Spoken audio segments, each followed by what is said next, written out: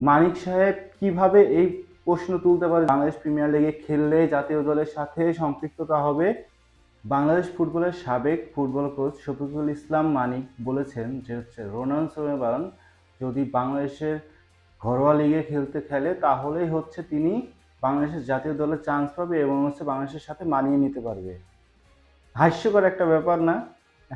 আসলে হাস্যকর একটা ব্যাপার যে বাংলাদেশের ঘরোয়া ফুটবলের যেখানে নিয়মিত হওয়া নিয়ে সন্দেহ আছে, সেখানে কিভাবে একজন সাবেক কোচ বলতে পারে যে রোনান সোলেমান যদি বাংলাদেশ প্রিমিয়ার লিগ হয়, সেই বাংলাদেশ প্রিমিয়ার লিগে খেললে তিনি নাকি জাতীয় দলে চান্স পাওয়ার সুযোগ পাবে।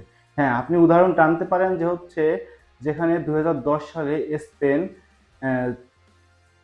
বার্সেলোনা এবং রিয়াল মাদ্রিদের খেলতো, তাদের সেই প্লেয়ারগুলোকে নিয়েই জাতীয় দল গঠন করে।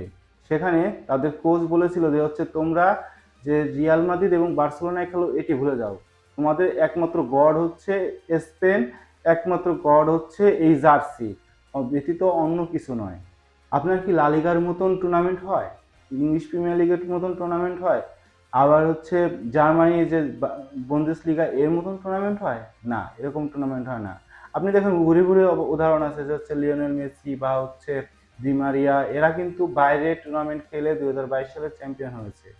তো আপনি মানিক সাহেব, আপনি কিভাবে বলতে পারেন যে রোনান সোলেমান যদি বাংলাদেশ প্রিমিয়ার লিগে খেলে তাহলে তিনি খুব দ্রুত জাতীয় দলে চান্স পাবে?